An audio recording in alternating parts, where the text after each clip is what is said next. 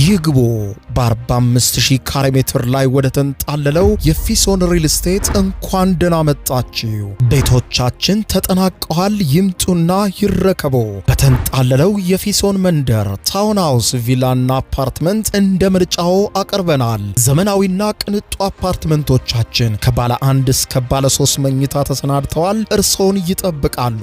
የከርሰ ምድር ውሃ፣ ለተለያዩ ፕሮግራሞች የሚሆን ሰፊ ቴራስ፣ 24 ሰዓት የማይቋረጥ ተጠባባቂ ጄኔሬተር፣ ሰፊና አስተማማኝ የመኪና ማቆሚያ፣ የደህንነት ካሜራ ጨምሮ ይሄ ቀረሽ የማይባል ዘመናዊና ቅንጡ አፓርትመንት። ምርጫው ቪላ ከሆነ ደግሞ የተሟላና በ340 ካሬ ሜትር ላይ ያረፈ በውስጡ 6 መኝታ ቤቶች፣ 7 መታጠቢያ ቤቶች፣ 2 ሳሎን፣ 1 ባህላዊና 1 ዘመናዊ ኩሽናዎችን በውስጡ ያቀፈ ቤትም አለን። ታውን ሃውስስ ቢሉ በፊሶን መንደር ምን ጠፍቶ 5 መኝታ ቤት፣ 6 መታጠቢያ ቤትን፣ 1 ባህላዊና 1 ዘመናዊ ኩሽና አካቶ በ190 ካሬ ላይ ያረፈ 2 መኪና ማቆም የሚያስችል ሰፊ ግቢ ያለው የፊሶን መንደር። ይምጡ፣ ዛሬውኑ የቤት ባለቤት ይሆኑ። በ0952 78 78 78 ወይም በ0952 79 79 79 ላይ ሃሎ ይበሉን። ፊሶን ሪል ስቴት የርሶ።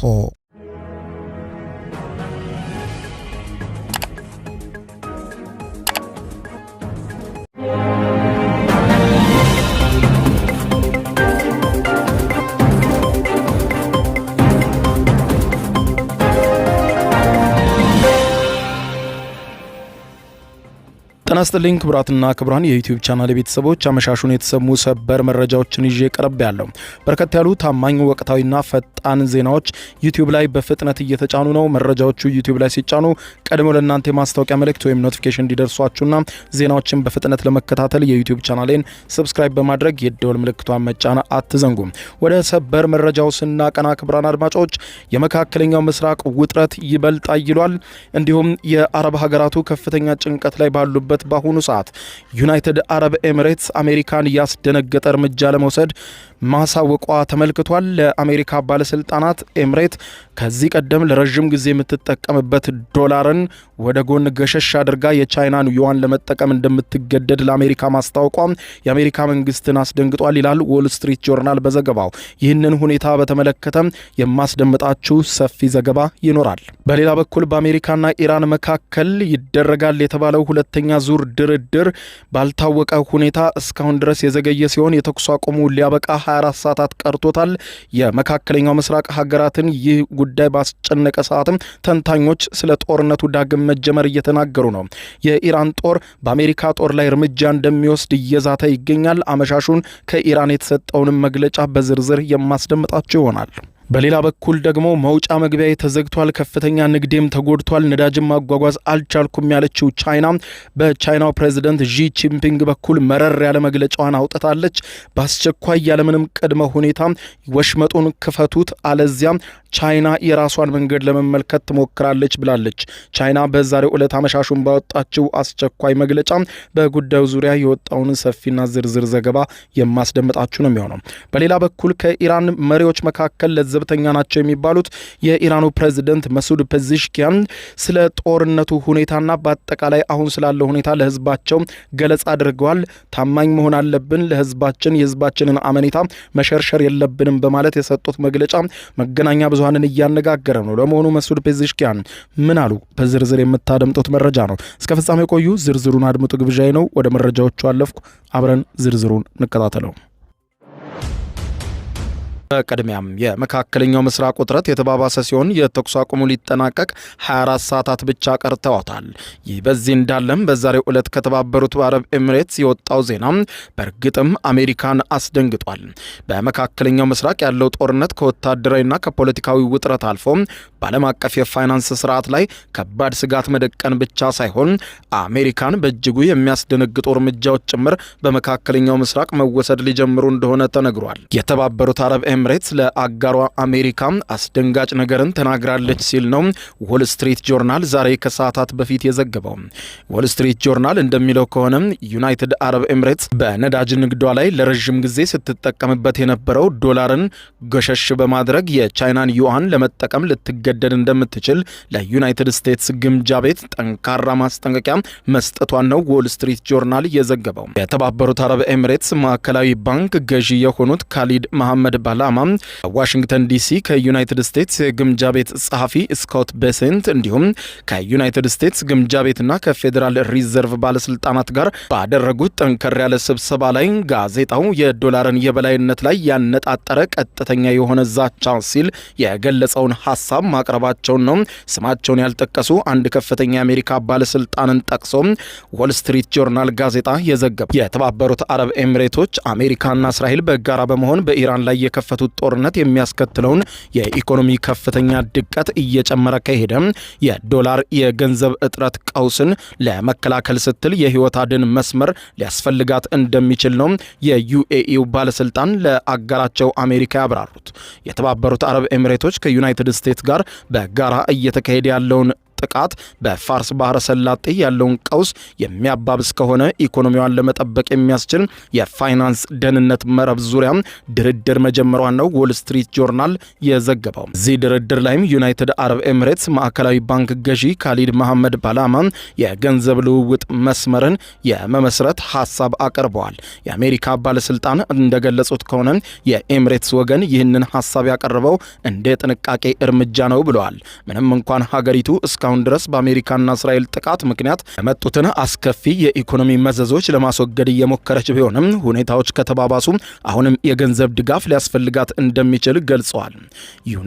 ዩናይትድ ስቴትስ ፕሬዚደንት ዶናልድ ጄ ትራምፕ ኢራንን ለማጥቃት ያሳለፉት ውሳኔ ኤሚሬትስን ወደ ግጭቱ ይበልጥ እንድትገባ እንዳደረጋትና አጠቃላይ ተጽዕኖ ገና ሙሉ በሙሉ ሊታወቅ የማይችል ኢኮኖሚያዊ አደጋዎችን እንደፈጠረ የኤሚሬትስ ተወካዮች ማመልከታቸውን የአሜሪካው ባለስልጣን ተናግረዋል።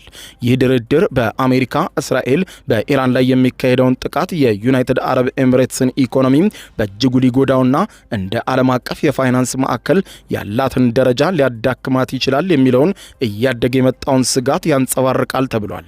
ጥቃቱ አስቀድሞ የኤሚሬትስን የነዳጅና የጋዝ መሰረተ ልማቶች የጎዳ ሲሆን የሆርሙዝ ባህረ ሰላጤን በኩል የሚደረገውን የነዳጅ ጫኝ መርከብ ትራፊኮችን በማስተጓጎል በዶላር የሚመነጨውን የነዳጅ ገቢ ወሳኝ መስመርን ቆርጦታል ተብሏል። የተባበሩት አረብ ኤሚሬቶች በዩአን የፋይናንስ ግብይቶችን ማካሄዷም በዓለም አቀፍ የንግድ ላይ የዶላርን የበላይነት ሊገዳደር የሚችል ትልቅ ፈተና ለዩናይትድ ስቴትስ ሊሆን ይችላል ተብሏል። ምክንያቱም በተለይ የነዳጅ ግብይት በአብዛኛው በዶላር የሚከናወን በመሆኑ ነው። ኢራን ከዚህ ቀደም በተካሄደው ጦርነት በተለይም በዩናይትድ አረብ ኤሚሬትስ ላይ ከ2800 በላይ ሰው አልባ በራሪ አውሮፕላኖችንና በርካታ ሚሳይሎችን መተኮሷን በመግለጽ ከዚህም በመካከለኛው ምስራቅ ካሉ ሀገራት መካከል ዩኤኢ ከፍተኛ ውድመት አስተናግዳለች። ይህንን ተከትሎ ጦርነቱ ዳግም ሊከሰት ከቻለ ደግሞ ተጨማሪ ውድመት የምታስተናግድ በመሆኑም ዩናይትድ አረብ ኤሚሬትን ብቻ ሳይሆን መላው የአረቡን ቀጠና ድጋሚ ጦርነት የመጀመር እድሉ ከፍተኛ ጭንቀት ውስጥ እንደከተታቸው ተዘግቧል።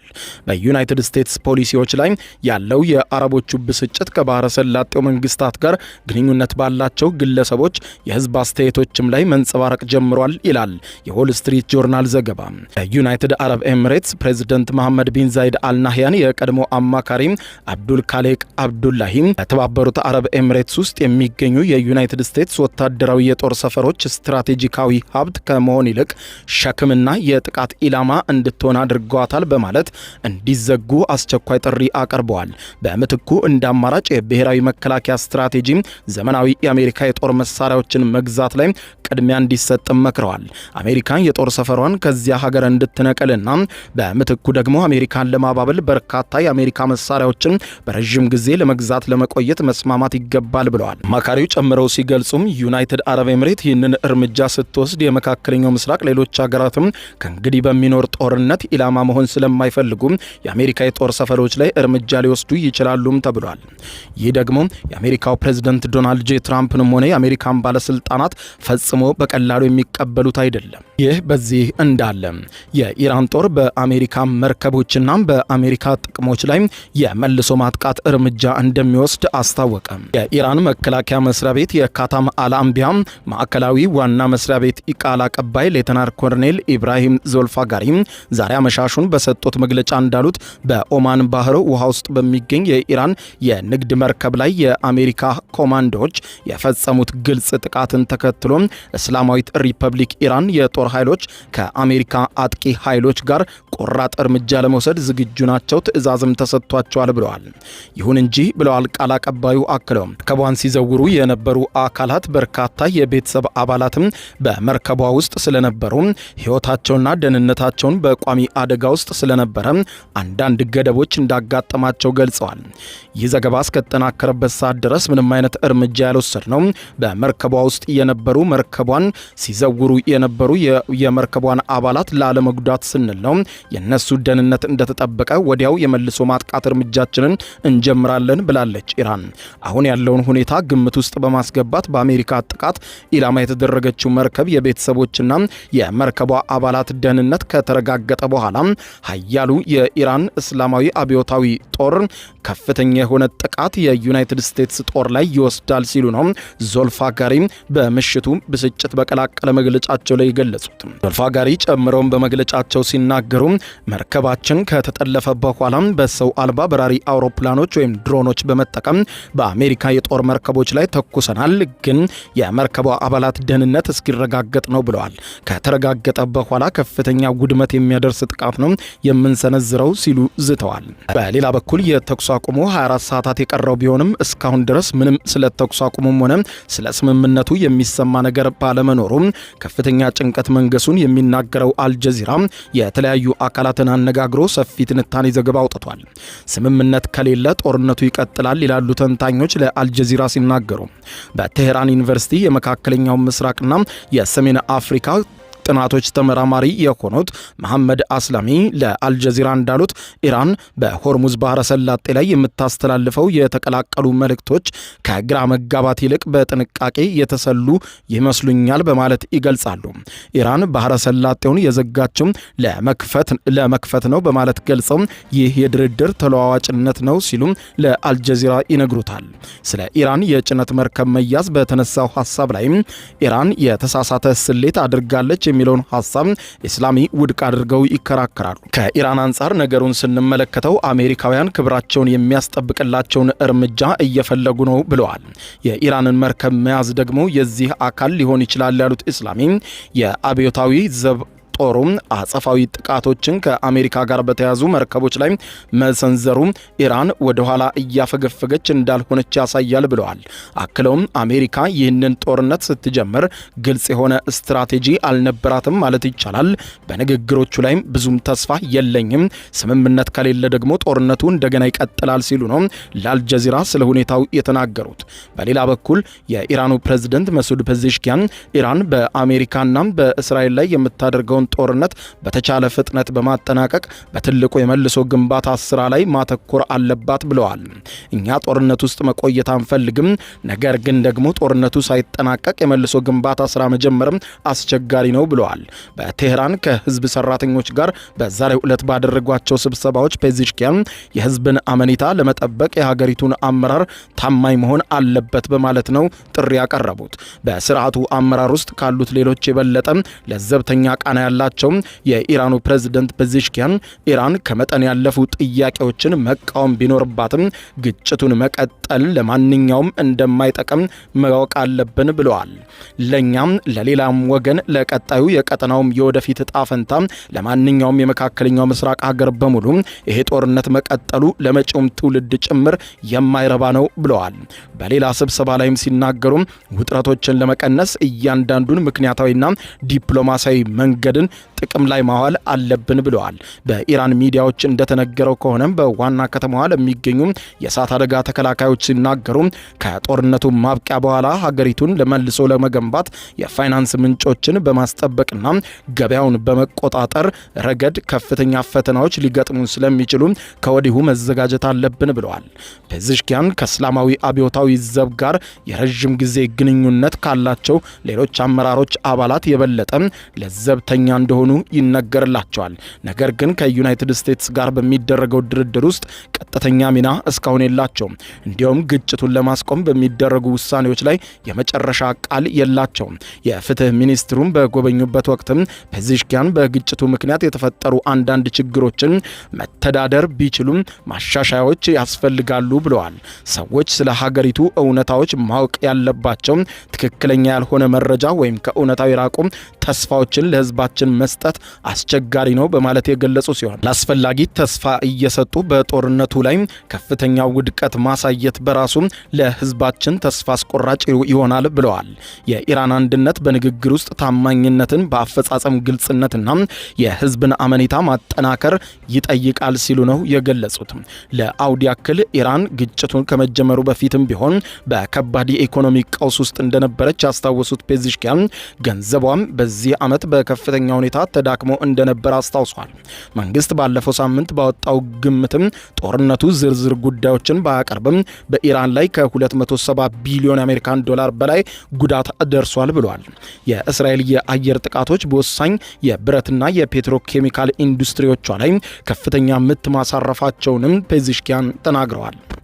በሌላ በኩል የቻይናው መሪ ዢ ጂንፒንግ የዩናይትድ ስቴትስና ኢራን በባህረ ሰላጤው የንግድ መርከቦች እንቅስቃሴ ዙሪያ ያላቸውን አለመግባባት እንደቀጠለ ባለበት ሁኔታ የሆርሙዝ ባህረ ሰላጤ ለመርከቦች በአስቸኳይና ሙሉ በሙሉ ክፍት መሆን አለበት ሲሉ ተማጸኑ። በታነቀው የውሃ መስመር ሆርሙዝ ወሽመጥ ላይ እጅግ በጣም ግልጽ የሆነ ማስጠንቀቂያ ማስተላለፍ እፈልጋለሁ። የሆርሙዝን ወሽመጥ ያለ ቅድመ ማስጠንቀቂያና ያለ ቅድመ ሁኔታ አሜሪካም ሆነች ኢራን በአስቸኳይ ሊከፍቱ ይገባል ብለዋል ዢ ጂንፒንግ። በቻይናው ሲጂቲኤን አመሻሹን እንደዘገበው ከሆነ ዢ ጂንፒንግ በዛሬው ዕለት ከሳውዲው አልጋ ወራሽ መሐመድ ቢን ሳልማን ጋር በስልክ ባደረጉት ውይይት የሆርሙዝ ባህረ ሰላጤ ለመደበኛ የባህር ጉዞ በአስቸኳይ ክፍት ሆኖ መቆየት አለበት፣ ይህንንም በቀጠናው ያሉትን ሀገራትና የሰፊውን ዓለም አቀፍ ማህበረሰብ የጋራ ጥቅም የሚያገለግል ነው ብለዋል። ዢ ግጭቶችን ለማስቆም የተኩስ አቁም እንዲደረግ የቤጂንግ ጥሪን በድጋሚ ያረጋገጡ ሲሆን ምንም እንኳን የተኩስ አቁሙ እየተጠናቀቀ ቢሆንም ተኩስ አቁሙ ሊራዘም፣ በሰላማዊ መንገድ ጦርነቱ ሊቆም ይገባል ብለዋል። ሰላምን ወደ ነበረበት ለመመለስ ለሚጠቅሙ ጥረቶች ሁሉም ጥሪን ታቀርባለች፣ ቻይና ከሰላምም ጎን ትቆማለች ብለዋል። አሜሪካም በኦማን ባህረ ሰላጤ የኢራንን ባንዲራ የምታውለበልብ የጭነት መርከብን መያዟንና መተኮሷን ተከትሎ በኢራንና በአሜሪካ መካከል የሚደረገውን ሁለተኛ ዙር የተኩስ አቁም ድርድር ወደ ጥርጣሬና መጓተት ውስጥ ከቶታል። በኢራንና በኦማን መካከል ያለው የውሃ መንገድ በተለምዶ አምስተኛውን ዓለም አቀፍ የነዳጅና የጋዝ አቅርቦት ያስተላልፋል። የዢ አስተያየት ግጭቱን ማቆም አስፈላጊነት ዙሪያም ቤጂንግ የምታስተላልፈውን መልእክቶች የቅርብ ጊዜ የአስቸኳይነት ምልክት ናቸው ብለዋል። የቻይናው መሪ ባለፈው ሳምንት ለመካከለኛው ምስራቅ ሰላም ባለ 4 ነጥብ ሐሳብ ማቅረባቸው ይታወሳል። የቻይና ኢኮኖሚ በትልቅ የነዳጅና የጋዝ ክምችት ምክንያት ከዓለም አቀፍ የዋጋ ንረቶች አንጻራዊ በሆነ መልኩ የተጠበቀ ቢሆንም አሁንም ግን ከፍተኛ የኃይል ወጪዎችም በኢኮኖሚ ውስጥ ሲንጸባረቁ ማየት ጀምሯል። ቻይና የኢራንን ድፍድፍ ነዳጅ ትልቁ ገዢ ስትሆን አሁን ያለው የሰላም መደፍረስ በተለይም ቻይና በከፍተኛ ሁኔታ የምታመርታቸውን ምርቶች ወደ መካከለኛው ምስራቅ ለመላክ ከፍተኛ የሆነ ፈተና እየገጠማት ሲሆን በሆርሙዝ ወሽመጥ ማለፍም ከባድ ፈተና ሆኖባታል። በሌላ በኩል አሜሪካና ኢራን የተደራደሩበትና ተኩስ አቁም ያወጁባት ፓኪስታን በድጋሚ አሜሪካና ኢራን ለሚያደርጉት ቀጣይ ዙር ድርድር ከተማዋን አጸዳድታ በከፍተኛ ሁኔታ ጸጥታን አጠናክራ እየጠበቀች መሆኑ ተዘግቧል። የፓኪስታን የሀገር ውስጥ ጉዳዮች ሚኒስትር ሞሼ ናቅቪ ከኢራን አምባሳደር ሬዛ አሚሪ ሞጋህዳም ጋር በዛሬው ዕለት ተገናኝተው በኢስላማባድ በሚደረገው ሁለተኛው ዙር ድርድር ዝግጅቱ ዙሪያ መወያየታቸውን ገለጻ እንደተደረገላቸው አስታውቋል። ኢራን በድርድሩ ላይ መሳተፏን ባታረጋግጥም ናቅቪ ግን ለድርድሩ ዝግጅቱን መጠናቀቁን ይፋ አድርገዋል። ወደ ኢስላማባድ ለሚመጣው ልዑክ የጸጥታ ሁኔታዎች መጠናከራቸውን እንዲሁም ለኢራን አምባሳደር ገለጻ እንደተደረገላቸው የሀገር ውስጥ ሚኒስትር ገልጸዋል። ሚኒስትሩ አክለውም በሁለቱ ሀገራት መካከል የሚደረገው ድርድር በቀጠናው ለሚኖር ዘላቂ ሰላም ወሳኝ በመሆኑ ፓኪስታን ከመቼውም ጊዜ በላይ ድርድሩን ትፈልገዋለች ብለዋል። ይሁን እንጂ እስካሁን ድረስ አሜሪካ ለመደራደር ፍላጎት ብታሳይም ኢራን ግን ፈጽሞ የጦር መርከቧ ላይ የሚደርሰው ውድመት ካልቆመ የአሜሪካ ጦርም የሆርሙዝ ወሽመጥን ካልከፈተ ፈጽሞ ተቀምጦ ለመደራደር ፍላጎት እንደሌላት ነው በዛሬው ዕለት ያስታወቀችው። በዚህ እንዳለ የዩናይትድ ስቴትሱ ፕሬዝዳንት ዶናልድ ጄ ትራምፕ በኢራን ላይ ከባድ የሆነ ጥቃት እንደሚፈጽሙ እየዛቱ ባለበት በአሁኑ ሰዓት የዓለም አቀፉ የሰብአዊ መብት ተሟጋች እንደሆነ የሚገልጸው ሂዩማን ራይትስ ዎች ትራምፕ ግዙፍ የጦር ወንጀል ለመፈጸም እየዛቱ ነው ሲል ገልጿል። የአሜሪካው ፕሬዝዳንት ዶናልድ ጄ ትራምፕ ከኢራን ጋር ይደረጋል ተብሎ ለሚጠበቀው ሁለተኛ ዙር ድርድር ልዑካቸውን መላካቸውን በገለጹበት የዛሬ ሌሊቱ የማህበራዊ ሚዲያ ልጥፋቸው ላይ ስምምነት ላይ ካልተደረሰ የኢራንን የኃይል መመንጫዎችና ድልድዮችን በድጋሚ እንደሚያፈነዱት የዛቱ ሲሆን በኢራን ውስጥ የማላፈነዳው ምድር አይኖርም ሲሉ ነው ቃል በቃል የተናገሩት። የዓለም አቀፉ የሰብአዊ መብት ተሟጋች ተቋም ነኝ የሚለው ሂዩማን ራይትስ ዎች የቀድሞው ኃላፊ የሆኑት ኬኔት ሮዝ ይህ የፕሬዝደንቱ ዛቻ እንደ ጦር ወንጀል የሚቆጠር ነው ሲሉ ነው ለቢቢሲ የተናገሩት። ፕሬዝደንት ትራምፕ ግዙፍ የጦር ወንጀል እንደሚፈጽሙ እየዛቱ ነው ያሉት የቀድሞ ኃላፊ የሲቪል መሰረተ ልማቶች ላይ ጥቃት መፈጸም በዓለም አቀፍ ሕግ ፈጽሞ የተከለከለ ነው ብለዋል። ትራምፕ ዓለም አቀፍ የሰብአዊነት ሕጎችን እንደማይከተል ሊናገር ይችላል። የአሜሪካ መንግስትና የተቀረው ዓለም ግን ይህንን ይከታተላሉ። የሰብአዊ ሕግ እንደ ኃይል ማመንጫዎችና ድልድዮች ያሉ የሲቪል ቁሶችን ኢላማ ማድረግ ፈጽሞ የተከለከለ ነው ብለዋል። እንደ ሮዝ ገለጻ ከሆነ ትራምፕ ድልድዮችንና የኃይል ማመንጫዎችን በወታደሮችም ጥቅም ላይ ስለሚውሉ ሁለት አይነት ጥቅም ያላቸው ቁሶች ናቸው የሚል መከራከሪያ ሊያቀርብ ይችላሉ። ይህ ግን ክርክሩን ለመቋጨት በቂ አይደለም ብለዋል። የሰብአዊነት ሕጎች በሲቪል ላይ የሚደረገው ጉዳት ተመጣጣኝ ካልሆነ ወታደራዊ ኢላማዎች ጭምር እንዳይተኮስባቸው ይጠይቃል ሲሉ አብራርተዋል። በተባበሩት መንግስታት ድርጅት የአሜሪካ አምባሳደር የሆኑት ማይክ ዋልትዝ ግን እርምጃው የጦር ወንጀል ሊሆን ይችላል መባሉን ውሸት፣ ሐሰትና ከመስመር የወጣ ክሊሼ ሐሳብ ሲሉ አጣጥለውታል። ድልድይና የኃይል ማመንጫዎቹ የሚንቀሳቀሱት በኢራን እስላማዊ አብዮታዊ ዘብ በመሆኑ ህጋዊ የወታደራዊ ኢላማዎቻችን መሆን ይችላሉ ሲሉ ነው ቃል በቃል ስለ ሁኔታው የተናገሩት። ወደ እስራኤልና ሊባኖስ ጉዳይ ስናቀና እስራኤል ሄዝቦላ ላይ ጥቃት መፈጸሟን ገልጻ የደቡብ ሊባኖስ ነዋሪዎችን አስቸኳይ ማስጠንቀቂያ አውጥታባቸዋለች። የእስራኤል ጦር ደቡባዊ ሊባኖስ ነዋሪዎች ተለይተው ከተቀመጡ የሀገሪቱ ደቡባዊ ክፍል መስመሮች እንዳያልፉና ለሊታኒ ወንዝ አቅራቢያ ወደ ሆኑ ስፍራዎች እንዳይጠጉ አስቸኳይ ማስጠንቀቂያ ሰጥቷል። እስራኤልና ሊባኖስ የተስማሙበት የ10 ቀናት ተኩስ አቁም ካለፈው ሳምንት አንስቶ ተግባራዊ መሆን መጀመሩ ይታወሳል። ይህ ስምምነት ቢደረግም የእስራኤል ጦር ደቡባዊ ሊባኖስ ውስጥ በሚታየው የሄዝቦላ ድርጅት የቀጠለው እንቅስቃሴ ምክንያት አካባቢውን ለቄ አልወጣም ሲል ነው የእስራኤል ጦር ያስታወቀው። አሁን ደግሞ በደቡባዊ ሊባኖስ ውስጥ የሚገኙ መንደሮችን ዘርዝሮ ነዋሪዎች ወደ እነዚህ አካባቢዎች እንዳይመለሱ ወይም እንዳይጓዙ አስጠንቅቋል። ትናንትና አመሻሽ ጀምሮ በደቡባዊ ሊባኖስ ክፋርኬላ በተባለ አካባቢ የሚገኝ የሄዝቦላ ሮኬት ማስወንጨፊያ ላይ ጥቃት እንደፈጸመም አስታውቋል። የእስራኤል ነዋሪዎችን በሄዝቦላ ከሚተኩሳቸው ሮኬቶች ለመጠበቅ ሲባል ደቡባዊ ሊባኖስ ውስጥ የደህንነት ዞን ማቋቋሙን አስታውቋል። ከዚህ ቀደም የእስራኤል ጦር ከተቆጣጠራቸው የሊባኖስ ስፍራዎች ለቆ እንደማይወጣ፣ ነዋሪዎች ወደ መኖሪያቸው እንዲመለሱ እንደማይፈቅድና መንደሮችን እንደሚያወድም ጭምር መዛቱ ይታወሳል። ካለፈው ሳምንት አንስቶ ተፈጻሚ በሆነው የተኩስ አቁም ስምምነት መሰረት ሊባኖስ ሄዝቦላና ሌሎችም መንግስታዊ ያልሆኑ የታጠቁ ቡድኖች በእስራኤል ኢላማዎች ላይ ጥቃት እንዳይፈጽሙ መከላከል የሚያስችል ትርጉም ያለው እርምጃ የመውሰድ ኃላፊነት ተጥሎበታል።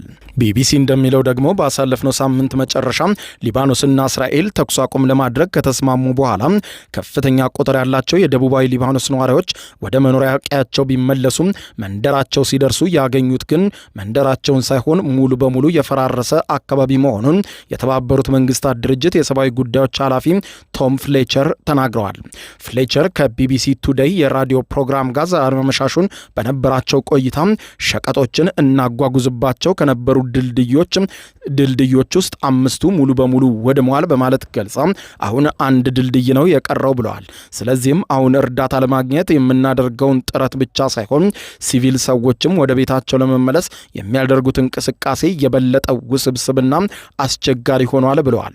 የተባበሩት መንግስታት ምግብ፣ መድኃኒትና ብርድ ልብሶችን የጫኑ ተሽከርካሪዎችን በሳምንቱ መጨረሻ ወደ አካባቢው ማድረስ መቻሉንም ገልጸዋል። ተኩስ አቁሙ ከመደረጉ አስቀድሞ እስራኤል በሊታኒ ወንዝ ላይ የተዘረጉትና ደቡባዊ ሊባኖስን ከቀሪው የሀገሪቱ ክፍል ጋር የሚያገናኙ ድልድዮች ላይ ለሳምንታት ጥቃት ስትፈጽም መቆየቷ ይታወቃል። እስራኤል ድልድዮቹን የመታቸው የሂዝቦላ ኃይሎችና እንቅስቃሴያቸውን ኢላማ በማድረግ መሆኑን ገልጻለች። ክቡራን አድማጮች ለሰዓቱ ብታደምጧቸው መልካም ናቸው ያልኳቸው አጫጭር መረጃዎች የሰማችኋቸው ነበሩ። ከሰዓታት በኋላም በሌላ መረጃ ተመልሰን እስከምንገናኝ በያለንበት የዓለም ዳር ቸር እንቆይ። የዩቲዩብ የስኬት ሚስጥሮችን በዝርዝር የያዘው የአቤል ብርሃኑ የወይኗ ልጅ መጽሐፍ ሁለተኛ እትም በገበያ ላይ። ዩቲዩብ ለመጀመር በአጭር ጊዜ ስኬትን ለመቀዳጀት አስበዋል? ዩቲዩብ ብጀምር ስንት ብር አገኘሁም ብሎ አስበዋል? እንግዲያውስ በዩቲዩብ 2 የወርቅ 3 የብር ሽልማቶችን ያገኘው የአቤል ብርሃኑ የወይኗ ልጅ የዩቲዩብ ሚስጥሮች መጽሐፍ በዝርዝር ሁሉንም ያብራራሉታል። ዛሬውኑ ገዝተው ህልሞን እውን የሚያደርጉበትን የዩቲዩብ የስኬት መንገድ ይጀምሩ። በሀገር ቤት አከፋፋይ አዲስ አበባ ሜክሲኮ ኮሜርስ መጽሐፍት መደብር። በውጭ ሀገራት ለምትገኙ ከአማዞን ላይ ብታዙ በቀናት ውስጥ ደጁ ይደርሳል። የአማዞን ሊንኩን እዚህ ቪዲዮ ኮሜንት ላይ ያገኙታል። የዩቲዩብ ሚስጥሮች፣ ዘመኑ ጋር ተፈላጊ መጽሐፍ።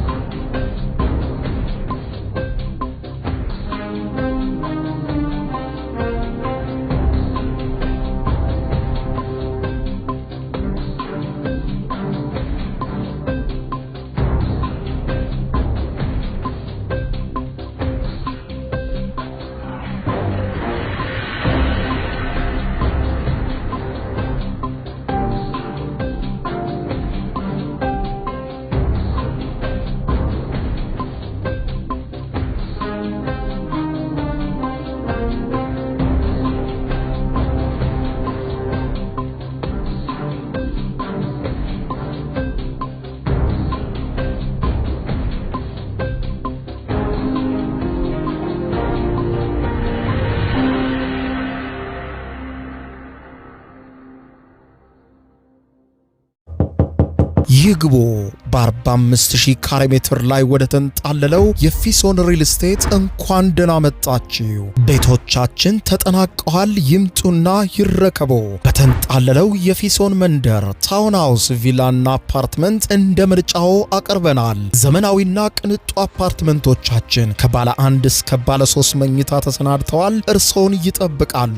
የከርሰ ምድር ውሃ፣ ለተለያዩ ፕሮግራሞች የሚሆን ሰፊ ቴራስ፣ 24 ሰዓት የማይቋረጥ ተጠባባቂ ጄኔሬተር፣ ሰፊና አስተማማኝ የመኪና ማቆሚያ፣ የደህንነት ካሜራ ጨምሮ ይሄ ቀረሽ የማይባል ዘመናዊና ቅንጡ አፓርትመንት። ምርጫው ቪላ ከሆነ ደግሞ የተሟላና በ340 ካሬ ሜትር ላይ ያረፈ በውስጡ 6 መኝታ ቤቶች፣ 7 መታጠቢያ ቤቶች፣ 2 ሳሎን፣ 1 ባህላዊና 1 ዘመናዊ ኩሽናዎችን በውስጡ ያቀፈ ቤትም አለን። ታውን ሃውስስ ቢሉ በፊሶን መንደር ምን ጠፍቶ 5 መኝታ ቤት፣ 6 መታጠቢያ ቤትን፣ 1 ባህላዊና 1 ዘመናዊ ኩሽና አካቶ በ190 ካሬ ላይ ያረፈ 2 መኪና ማቆም የሚያስችል ሰፊ ግቢ ያለው የፊሶን መንደር። ይምጡ፣ ዛሬውኑ የቤት ባለቤት ይሆኑ። በ0952 78 78 78 ወይም በ0952 79 79 79 ላይ ሃሎ ይበሉን። ፊሶን ሪል ስቴት የርሶ